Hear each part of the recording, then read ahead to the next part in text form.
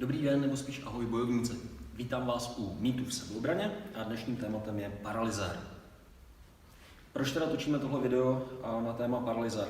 Protože na kurzech poměrně často potkáváme lidi, kteří si myslí, že by se skrz paralyzér bránili. Bývají to především holky, je to často na základě nějakých filmů, kde vídáte, jak holčina se brání nějakému výrazně většímu, silnějšímu útočníkovi.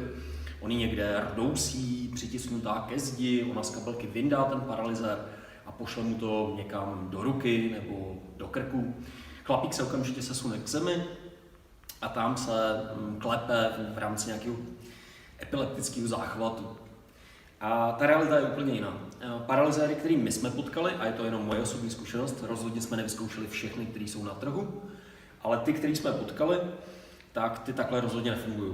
A ten paralyzér je spíš zbraň na zastrašení, kdy ty lidi, kteří to neznají a sázejí na stejný mýty z filmů jako vy, se ho budou bát prostě protože ten paralyzér jiskří.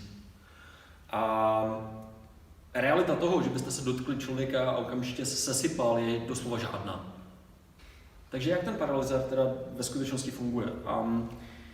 My jsme viděli celou řadu videí na YouTube, kde velký silný svalnatý chlapy, tím trefíte, oni poskakují jak malý buzny, nic nezlým. A nicméně tam pobíhají, dělají, jaké to hrozně bolí a tak, to prostě vůbec není pravda. A jsou dokonce v kategorii bizar a na internetu vidět videa, kde pomocí paralyzéru někdo zahání duchy. Hele, můj vesmír takhle nefunguje. Můj vesmír je o tom, že i když mě budete držet za ruku a já vám to pošlu do té ruky, tak vy mě ani nepustíte. A když vám to pošlu do krku, tak možná to bude mít nějakou křeč na svalu, ale jako stejně mě asi ani nepustíte. Ale hlavně jako nedáte mi ani ten prostor, abych se vlastně paralyzérem dotknul, protože ho dlouho vidím. Je to velká, neohrabaná věc. Je závislá na baterkách, takže je dost podmíněným počasím, zimou, jestli ty baterky běhají nebo ne. A neprobíjí to prostě tak, jak byste chtěli. A má to tam nějaké elektrody, které jsou kovový, takže v nejlepším možném případě někoho naperete a tou kovovou částí ho to bude bolet, roztrhnete mu tvář nebo něco podobného. Je to kus plastu relativně těžkýho v tomhle provedení, když to není prostě nějaká malá rtěnka nebo mobil, ve kterém to je schovaný.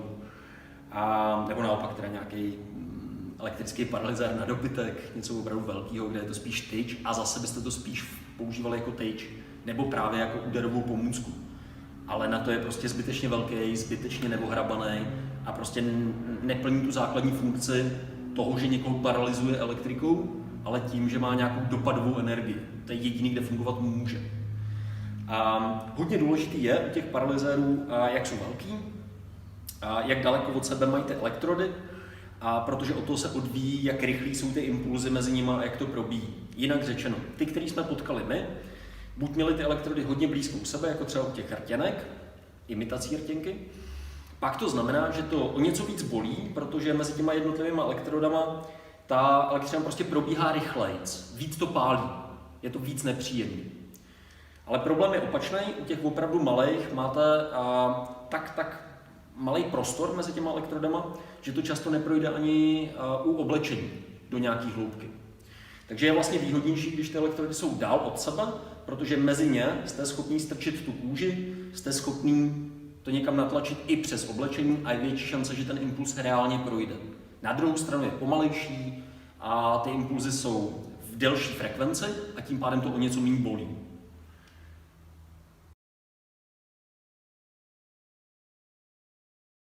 No a protože čekám celou řadu komentářů o tom, jak vám to někdy fungovalo, jak jste to někde viděli nebo něco, tak je fajn zmínit i nějaký častý komentáře, častý dotazy.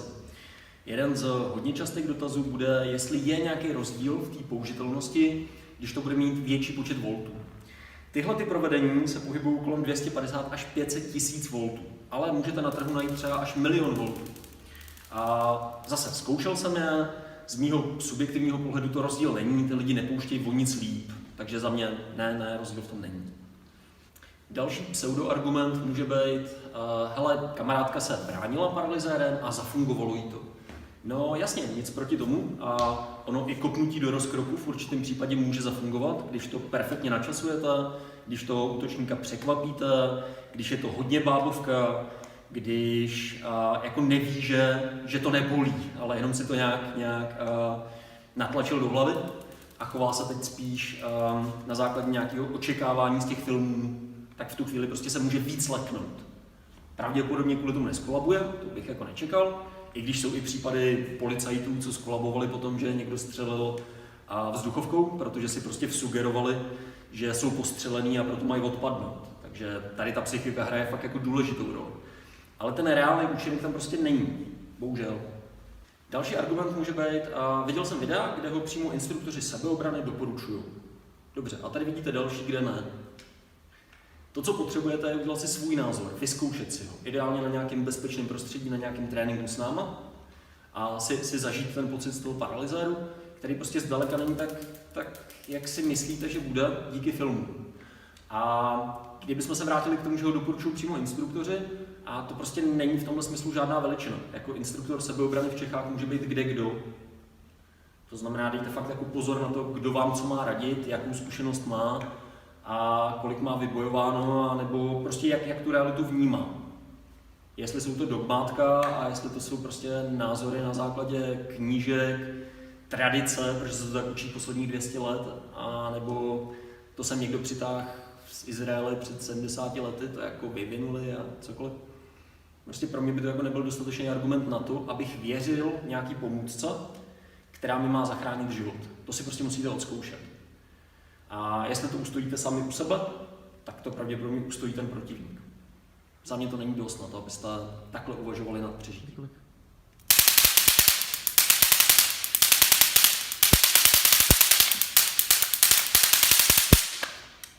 Další argument, tentokrát ne až tak neopodstatněný, a může být v tom, že říkáte, hele, viděl jsem nějaký videa, kde používají nějaký elektrický paralyzéry policajti a funguje jim to.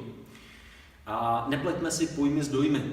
Je to rozdíl. To, co používají policajti, nejsou elektrický paralyzéry, určený pro civilní trh, ale jsou to tasery. Tasery je jiná technologie. V tom taseru jde o to, že nedojde k nějakému lokálnímu přepětí, jako u paralyzérů, ale dojde k celkovému vypnutí té nervové soustavy. Tam na ní jakoby atakujete. V důsledku to znamená, že jste schopný takovým taserem opravdu zastavit velkého silného chlapa, který na vás běží. Jsou pěkný americký videa, kde jsou schopní tím taserem zastavit 2metrového černocha s metrovýma ramenama, obrovskýma bicákama, velkého vysteroidovaného hajzla. A tam to funguje.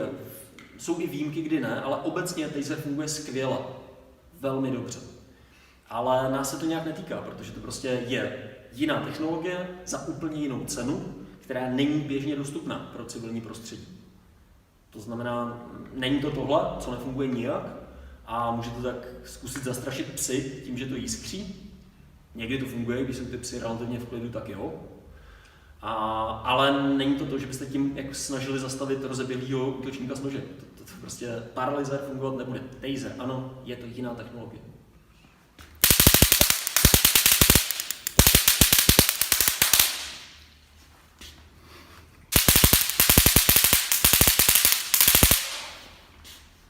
Fajn, co říct závěrem. Za prvé, jestli už u sebe nosíte nějakou zbraň, tak volte doslova jakoukoliv jinou než ten paralyzér. Zvolte teleskop, zvolte pepřový sprej, my na něj sice hodně nadáváme, ale ve skutečnosti pořád jako funguje. Jenom trošku jinak než v těch filmech, vys jiný videa. Ale paralyzér ten prostě nefunguje nijak. Tam byste museli těžce improvizovat, abyste ho použili místo elektriky jako úderovou zbraň. Snažili se s ním mlátit, snažili se s ním škrábat, něco s ním vymýšleli. A není na to určený, to znamená, pořád ta dopadová energie nebude do výjaka a není určený ani k tomu, aby ho nějak pořezal, poškrábal nebo něco podobného. Bude to fakt jako hrozně na prd na to, že je to poměrně velký, poměrně drahý. Takže za mě, jestli volíte nějakou zbraň, tak doslova jakoukoliv jinou. Nespolíhat na to, že to bude fungovat tak, jak vidíte ve filmech, to prostě není pravda. Když už byste ho náhodou jako používat chtěli, protože ho máte doma, cokoliv, jako opravdu blbej dárek k narozeninám, ale fajn, tak se s ním naučte. To znamená, fakt si ho vyzkoušejte na nějakým jako kvalitním tréninku, ideálně s náma, a kde buď zjistíte, že ho fakt můžete lauter zahodit, a nebo že to má aspoň nějakou omezenou možnost ovládání, když. Víc nad tréninkem přemýšlejte, víc přemýšlejte nad tím, kdo vám co říká a proč, jestli to není jenom marketing k tomu, aby něco prodal. A víc přemýšlejte nad vlastním cvičením a nad tím, na co spolíháte, že bude fungovat, až vám půjde o život, vám nebo vašim blízkým. Trénujte líp, mějte se super. OK, takže co říct úplným závěrem. Hele, jestli máte nějakou kamarádku, která má paralyzér a věří mu, tak hned šerujte tohle video, hned ho nazdílejte, aby vyšlo z tohle omylu, který může stát život. Vedle toho lajkujte, komentujte, budeme se těšit na vaše komentáře a na vaše nápady, co bychom mohli natočit příště.